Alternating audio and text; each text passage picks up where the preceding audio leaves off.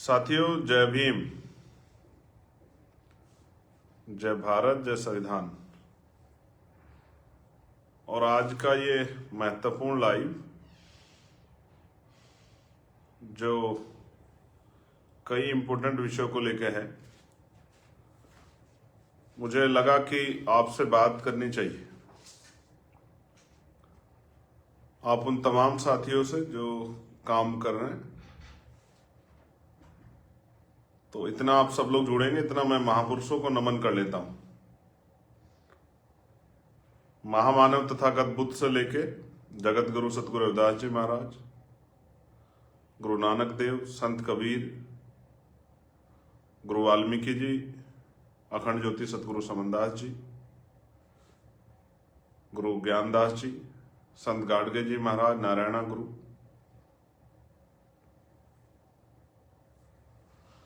गुलाम भारत में सामाजिक न्याय के प्रोधा राष्ट्रपिता ज्योतिबा फूले, आरक्षण के जनक छत्रपति साहू जी महाराज, ईवी पेरियार रामा नायकर स्वामी, पेरियार ललई यादव, बाबू जगदेव प्रसाद कुशवाहा, जननायक कपूरी ठाकुर, महामना राम सुख वर्मा, चौधरी महाराज सिंह भारती, सर छोटू राम, डॉक्टर बाबा साहब अम्बेडकर, मान्यवर दीना भाना वाल्मीकि साहब, संतराम बी प्रजापति जी, बाबू शिवदयाल चौरसिया जी, ब्रह्मानंद लोधी जी, मान्यवर साहब श्री काशीराम, और जो वीर शासक रहे हैं देश में, सम्राट अशोक, सम्राट चंद्रगुप्त मौर्य, सम्राट कनिष्क,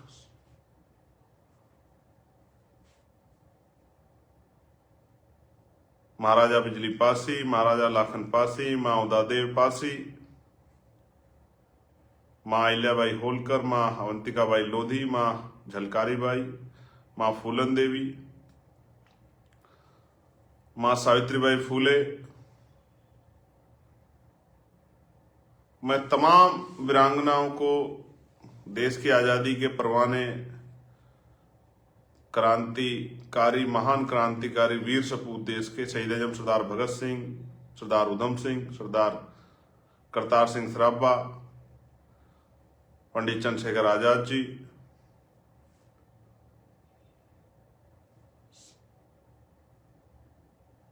सुखदेव साहब, तमाम जितने भी क्रांतिकारी हुए हैं उनको भी नमन करता हूं। प्यारे साथियों, आज का जो लाइव है, बेसिकली आप जानते हैं कि मेरी द्वारा जो बातें कही जाती हैं उनको टीवी मीडिया के लोग भी दिखाते हैं, कभी कभी आवश्यकता अनुसार, अपने आवश्यकता अनुसार कभी कभी दिखाते हैं। लेकिन ये लाइव इसलिए है कि इस पर मैं वो बातें बोल पाता हूं जो मुझे आप तक पहुंचानी है।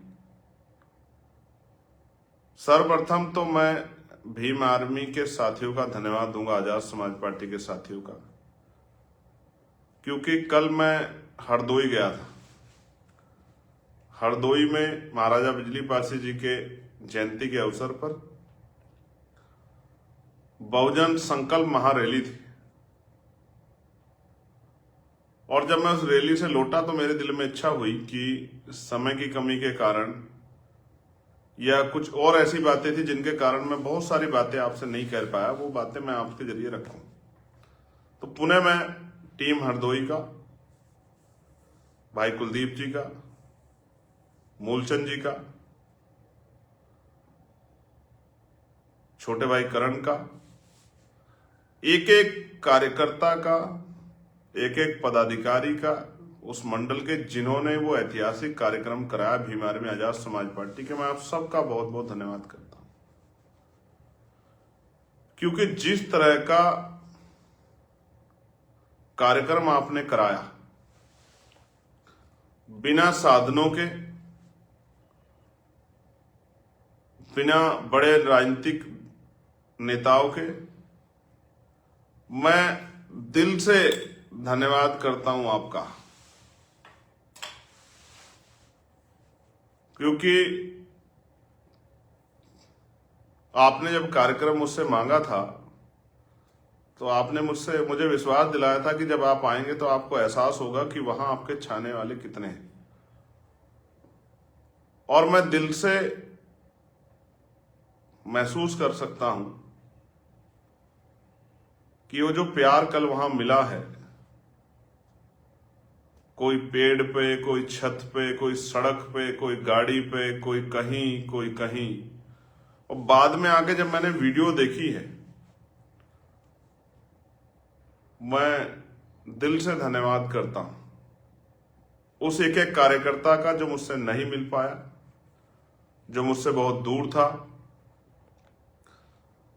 जो मुझे देखने के लिए मेरी माएं, बहनें, बच्चियां, बच्चे, बड़े अभिभावक, नौजवान साथी, मंच पे उपस्थित हमारे तमाम नेतागण, हमारे राष्ट्रीय अध्यक्ष जी, भीम आर्मी के तमाम हमारे साथी, मिशन 78 के साथी, अधिवक्ता सेल के हमारे साथी, मैं बहुत बहुत उनकी मेहनत को सराहता हूं।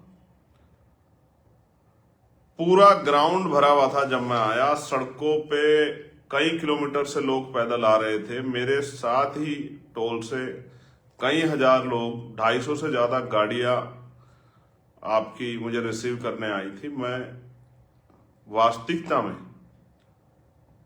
आपकी मेहनत की दाद देता हूं और मैं भी आपको विश्वास दिलाता हूं कि अब ये प्यार सिर्फ इधर नहीं रहेगा, उधर भी बटेगा, उधर भी समय दिया जाएगा। खचाखच भरा हुआ ग्राउंड, क्या कहने, लाजवाब। रैलियां इससे बड़ी बड़ी भी हम लोगों ने की हैं, लेकिन उस रैली का जो आनंद था, जो जोश था, जो जुनून था, वो सराहनीय था इस साल में। मैं उसके लिए जो मेहनत आपने दिल लगा के की है और एक एक पैसा जुटा के जो लोग आए, मैंने खुद देखा, बड़ी बस नहीं थी, बड़ी गाड़ियां नहीं थी, छोटे छोटे 4 व्हीलर, और उसके साथ जो है वो हमारे यहाँ उनको छोटे हाथी टाइप कुछ उस तरह की शक्ल में होते हैं, मैक्स गाड़ियां जिनको बोलते हैं, उस पर जिस तरह महिलाएं, बड़े बुजुर्ग आशीर्वाद देने आए थे, निशब्द हूं मैं इस प्यार के लिए। और इसका अगर पूरा श्रेय किसी को जाता है तो भीम आर्मी आजाद समाज पार्टी के कार्यकर्ता और नेता को जाता, प्रदेश की टीम को, भीम आर्मी आजाद समाज पार्टी की। क्योंकि आज मैं जहां तक हूं, भीम आर्मी की राष्ट्रीय स्तर की जो पूरा हमारा नेतृत्व है, उनको आजाद समाज पार्टी का, हमारे राष्ट्रीय कोर कमेटी मेंबर, आज मैं जहां हूं ये सब उन्हीं की देन है। और बहुजन समाज के बुद्धिजीवी, कर्मचारी, अधिकारी जो हम लोगों को सहयोग करते हैं, उन सबका भी मैं धन्यवाद करता हूं।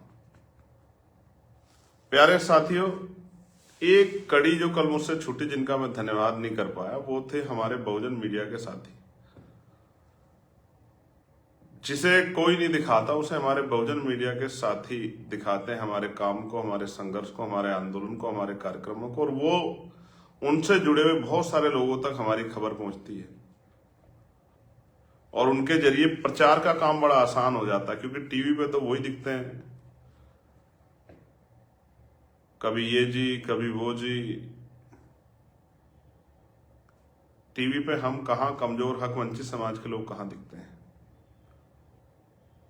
और कल के लिए मैं एक इंपॉर्टेंट बात आपको बताना चाहता हूं, मुझे उस पर हंसी भी आ रही थी।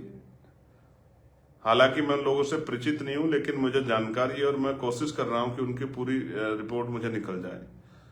कल कुछ कर्मचारी जो हैं, जो आए तो ड्यूटी पे थे, लेकिन वो एक शानदार काम कर रहे थे। ये हमारे लोगों को सचेत रहने की आवश्यकता है भविष्य के लिए, कि वो जो हमारा साउंड सिस्टम है, जब हम बोलने आए, अध्यक्ष जी बोल रहे थे भीम आर्मी के राष्ट्रीय संयोजक, तो वो उसको डिस्टर्ब कर रहे थे। ये कई बार हुआ है, पहली बार नहीं हुआ है, कई बार हुआ है। भोपाल में भी हुआ था, दिल्ली में भी हुआ था, ये मुजफ्फरनगर में भी हुआ था कि बार बार साउंड डिस्टर्ब होता। मुझे बाद में जो हमारे साथियों ने, जो इंटेलिजेंस के साथी हमारे लगे थे, हमारे संगठन के, उन्होंने मुझे बताया कि कुछ पुलिस के भाई थे। हालांकि मैं पुलिस के भाइयों से बड़ा प्रेम करता हूं और मैं लगातार उनकी आवाज उठाता हूं, लेकिन कुछ पुलिस के भाई थे, वो व्यक्तिगत कारण में या किसी नेताजी कहे पे या अपने अधिकारियों कहे पे, जिस तरह का कल उन्होंने कार्य किया है, साउंड सिस्टम को डिस्टर्ब करने का साइलेंट मोड पे, हालांकि हमारे साथियों की नजर उन तक चली गई। वो हमारी रिपोर्ट में जब कल रात में आया, तब मुझे पता लगा, क्योंकि सब चीजों की रिपोर्ट बनती है, किसने कितनी मेहनत की, किसने क्या किया। तो मुझे बड़ा अचंभा हुआ कि जो हमारा रक्षक है, हमारा सुरक्षा कवच है, हमारी पुलिस, क्या उनके साथी ऐसा कर सकते हैं? क्या वो वास्तविकता में पुलिस के ही साथी थे, कोई और थे जो पुलिस के रूप में वहां खड़े थे? ये बड़ा चिंता का विषय था मेरे लिए। तो मैं आगे से अपने साथी से कहूंगा कि जहां साउंड सिस्टम लगा हो, जहां से हम अपनी पूरी बात को रख सकते हैं, उसकी निगरानी आप लोग आवश्यक करें, क्योंकि आगे 4-5 रैलियां हैं। अभी हम लोग उत्तराखंड में भी रैली करने जा रहे हैं, उसकी तैयारी भी हमारी शुरू हुई होंगी। आज ही मेरी प्रभार जी से और हमारे जो राष्ट्रीय कोर कमेटी के साथी, उनसे मेरी बात हुई है। बहुत जल्द हम वहां भी रैली करने जा रहे हैं। तो ये बड़ा अचंभा का किस्सा मेरे सामने आया था रिपोर्ट में, और उन्होंने मुझे कुछ उसके तथ्य भेजे। तो मुझे बड़ा आश्चर्य लगा कि हमारे अगर पुलिस के साथी ही इस तरह की चीजें करेंगे तो ये तो खराब हो जाएगा, तो लोकतंत्र पर सीधा हमला हो जाएगा। हम लोग तो संविधान को मानने वाले लोग हैं, और मैं मान भी नहीं पा रहा हूं, मगर क्या करूं, रिपोर्ट में है तो मुझे ये महसूस हो रहा है कि ऐसा कैसे हो सकता है। और मुझे उन्होंने उनके बारे में बताया है, पूरा जानकारी दी है कि जब मैंने उनसे पूछा कि भाई कार्यक्रम में ये जो अव्यवस्था हुई साउंड की, बार बार डिस्टर्ब क्यों हुआ, तब उन्होंने मुझे बताया कि हमने जब देखा तो हमने देखा कि 2 पुलिस के साथी बार बार तार को पैर से खींच रहे थे, तोड़ने की कोशिश कर रहे थे, उस पर वजन डाल के उसको डिस्टर्ब कर रहे थे। तो मुझे बड़ी पीड़ा हुई कि ऐसा तो नहीं होना चाहिए था। एडमिनिस्ट्रेशन पुलिस का काम हमें सहयोग करना है, क्योंकि हमने परमिशन ली है, ना कि डिस्टर्ब करना है। ये बड़ा गलत है, इसमें सुधार होना चाहिए। आगे से हम लोग निगरानी करेंगे। कार्यक्रम के आयोजक साथियों से मेरा आग्रह है, जहां भी कार्यक्रम हो वो अपनी जो है वॉलंटियर की टीम, और मैं वॉलंटियर की टीम जो है उसको लगाए वहां। और मैं वॉलंटियर साथियों का भी धन्यवाद नहीं कर पाया था कल, उन्होंने भी बहुत प्रयास किया, क्योंकि वहां जगह नहीं थी, फिर भी मेरे भाइयों ने कितना प्रयास किया। यार मैं क्या आपके सम्मान में कहूं, जो काम बड़े बड़े दल नहीं कर पाते, बड़े बड़े पैसे वाले लोग नहीं कर पाते, आपकी हिम्मत, हौसले की मैं क्या दाद दूं।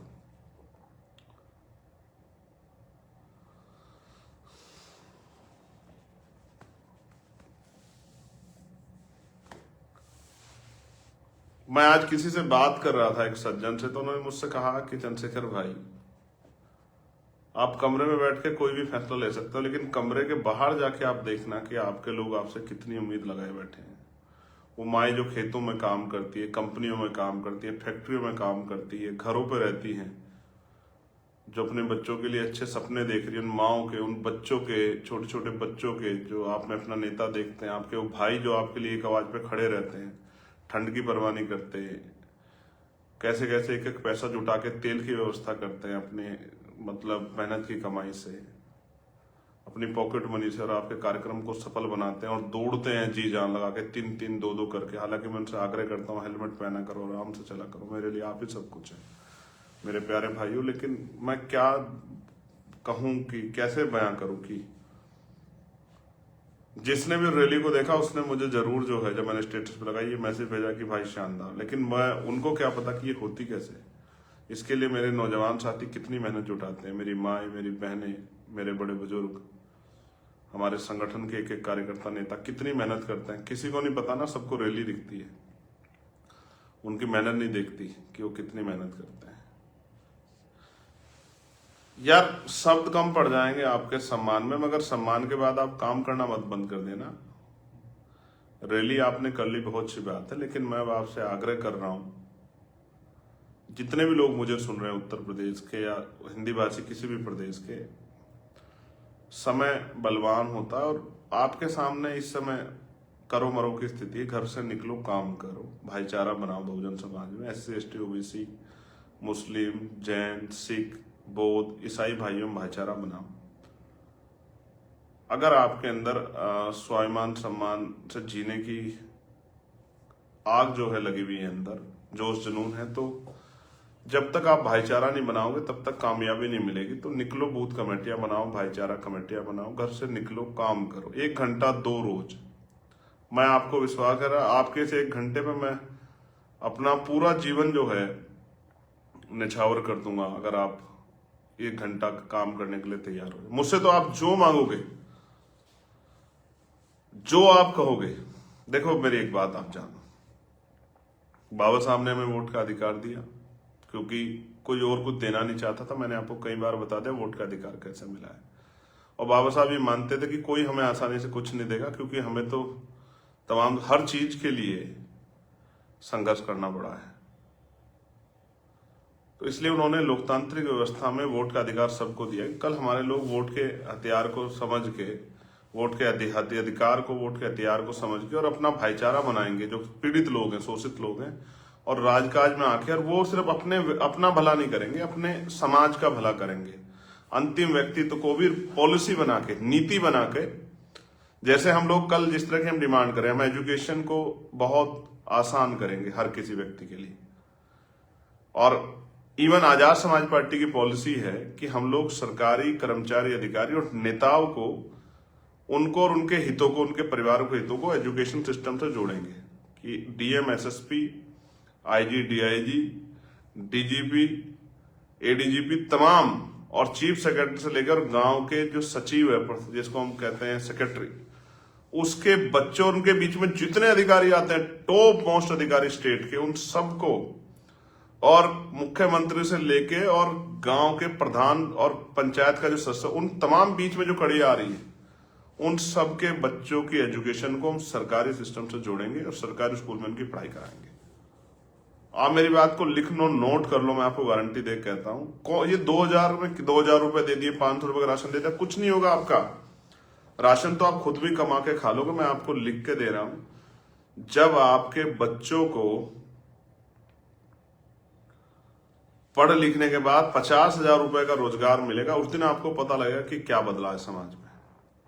और ये मैं किसी ऐसा नहीं कह रहा हूं, ये एजुकेशन सबके लिए होगी, क्योंकि देश में आज,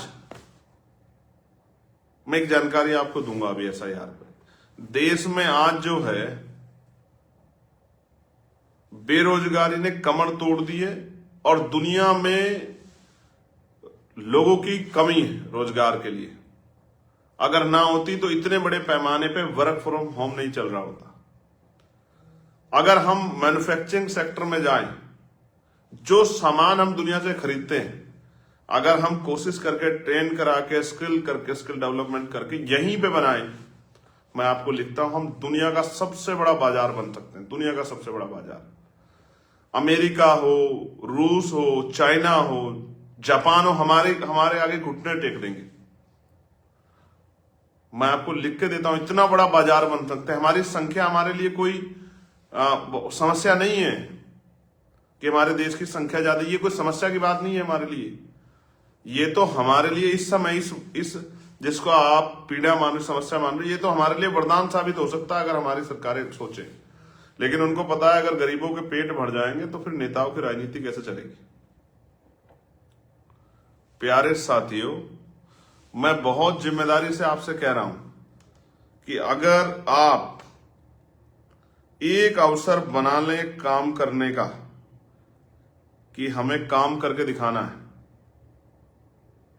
मैं आपको लिख के देता हूं,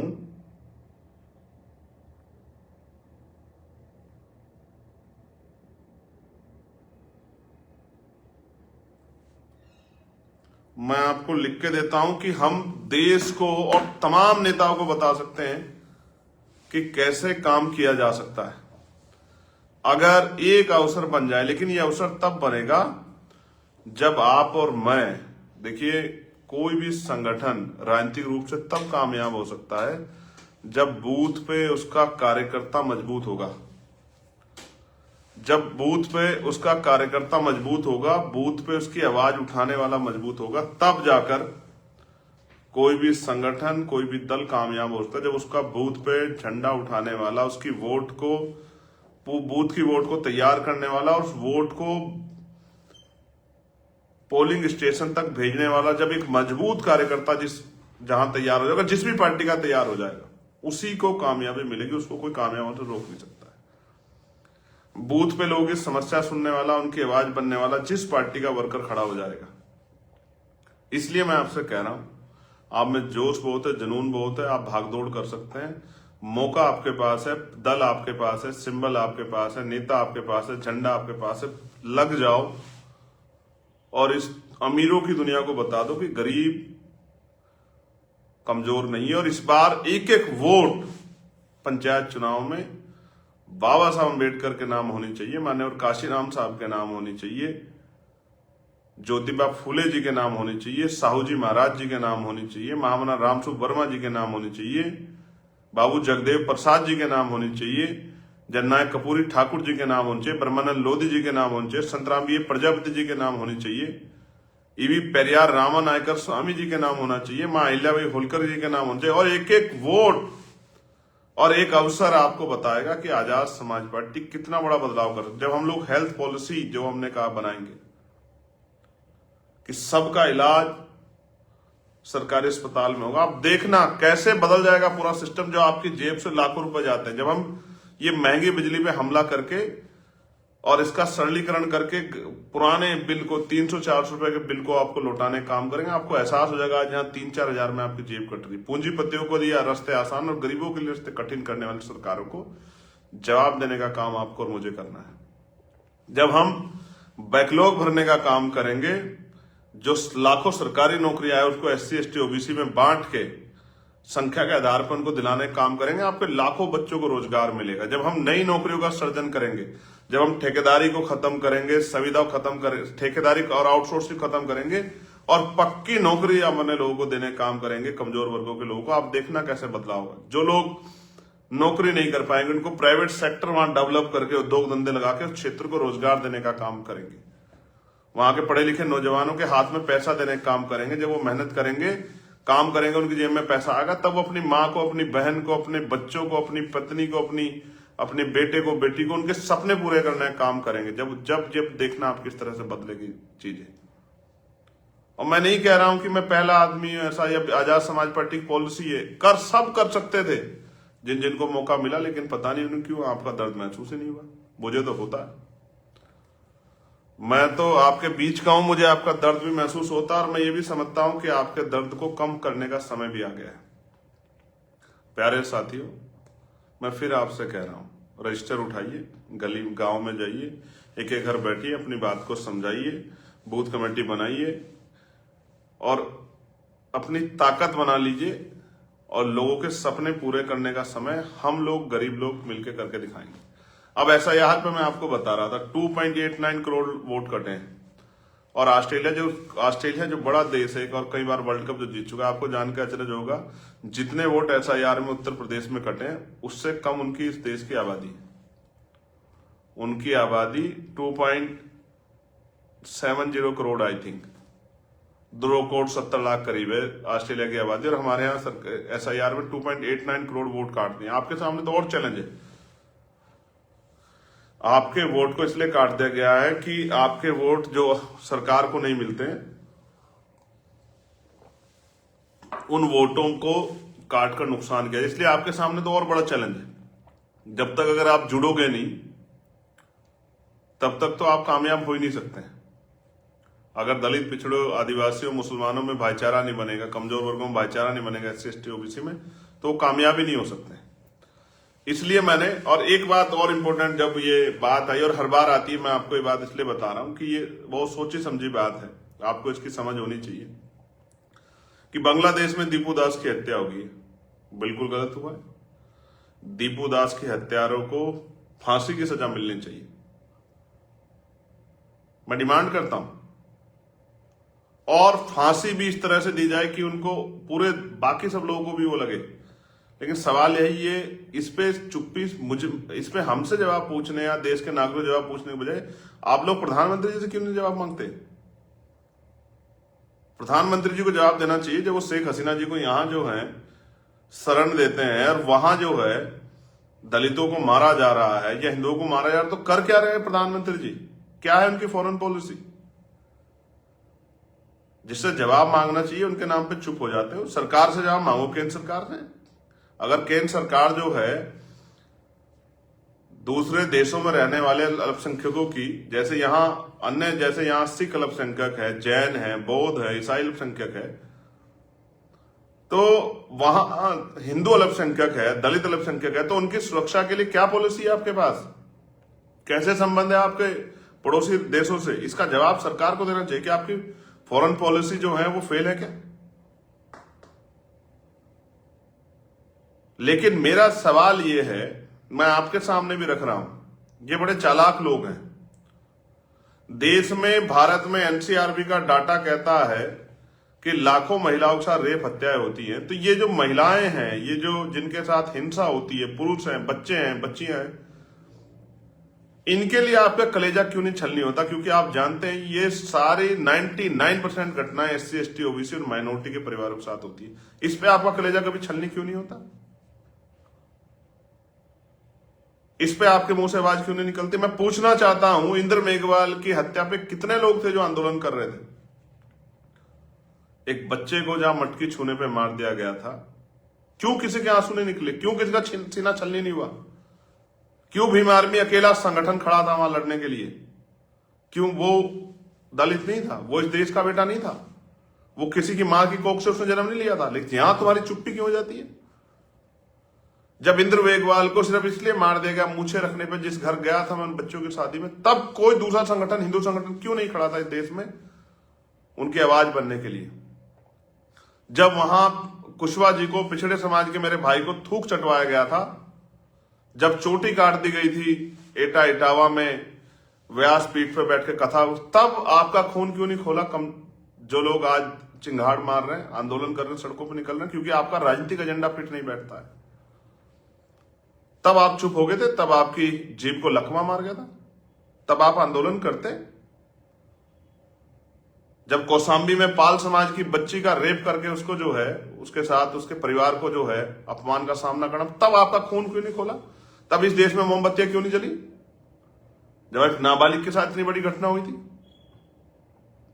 जब हाथरस की बेटी के साथ अन्याय हुआ था और उसकी कोर्ट का फैसला था, तब तुम्हारी जो है कलमें क्यों सूख गई थी? आज भी उसका परिवार डर के साए में रहता है। मुख्यमंत्री जो वादा किया था नौकरी देंगे, घर देंगे, क्यों नहीं दिया? तब आपकी कलम क्यों सूख जाती है? तब आपके चैनल क्यों मौन हो जाते हैं? इसलिए मैं आपसे कह रहा हूं कि हमारे लोगों को समझना पड़ेगा। असल में जो आपकी आवाज उठाने की बात कर रहे हैं, असल में जो आपके हमदर्द बन रहे हैं, ये राजनीतिक हमदर्द हैं आपके।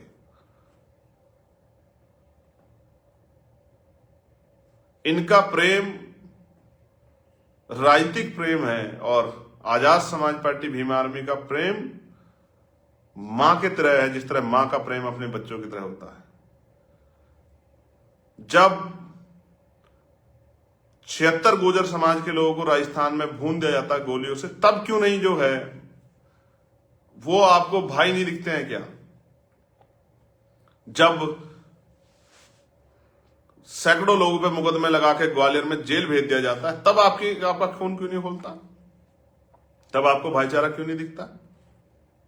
मैं फिर आपसे कह रहा हूं, हम तो कोशिश करते हैं कि हम तो हिंसा के खिलाफ लोग हैं, संविधान के रास्ते से काम करने वाले होते हैं, कानूनी कार्रवाई पे भरोसा रखते हैं। लेकिन मैं आपको सच बताना चाहता हूं, आपको समझना पड़ेगा। आप जब भी आप अपने हक की बात करने के लिए संघर्ष करने जाओगे, तो आपकी आंखों पे पर्दा डालने के लिए इस तरह के तमाम षड्यंत्र किए जाएंगे। आपको समझना पड़ेगा, लड़ाई बड़ी गंभीर है, और जिन लोगों से संघर्ष जारी है वो इतनी आसानी से राजकाज नहीं छोड़ने वाले। आप ही के यहां जिन महापुरुषों को, जिनमें बाबा साहब अम्बेडकर भी हैं, उनको माथा टेकने काम देश की सरकार, प्रधानमंत्री जी, गृह मंत्री जी करते हैं। उन्हीं बाबा साहब का पुतला जो है जलाने का काम गया था, और जब पकड़े जाते हैं तो कहने लगते हैं हम चंद्रशेखर का पुतला जला रहे थे। जला दो चंद्रशेखर का पुतला, कौन मना कर रहा है? आप राजनीतिक विरोध में जला दो, लेकिन अगर आप महापुरुषों का अपमान करोगे तो ये तो हम लोग बर्दाश्त नहीं करेंगे। इसलिए मैं आपसे कहना चाहता हूं, आपको समझना पड़ेगा, आपको जानना पड़ेगा कि सिर्फ माता मूर्ति पे माला लगाने वाले, उनके विरोधों, उनके विचारों को के ताला लगाने वाले लोग आपके हितैषी नहीं हो सकते। इस देश में कौन था जो इस देश में कौन है जो रोज आरक्षण के लिए, आरक्षण को खत्म करने के लिए आंदोलन कर रहा है? इस देश में कौन है वो भाईचारे की बात करने वाले? वो लोग, इनके बेचारे बेनकाब होने चाहिए, जो एससी एसटी एक्ट को कमजोर करने के लिए रोज मांग करते हैं। कौन है वो लोग जो मांग करते हैं कि ये जो है आरक्षण खत्म हो जाना चाहिए? आप समझिए कि रोज आपके अधिकारों के खिलाफ भारत में आंदोलन करने अब तो इस पे भी पैरे लग रहे हैं, बार बार रिकनेक्टिंग कुछ भी करिए, बोलेंगे तो है ही। गूंगे थोड़ा ही है जो नहीं बोलेंगे अपने लोगों के अधिकारों के लिए बोलेंगे, उनको जागरूक करेंगे।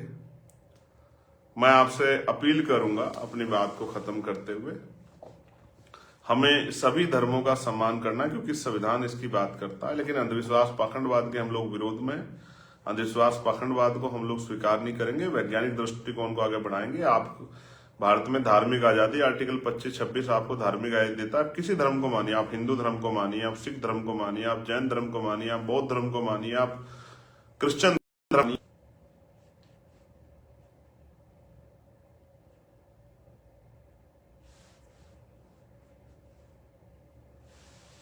ये आपका अपना अधिकार है। आप इस्लाम को मानिए, इसमें कोई किसी को नहीं रोक सकता है।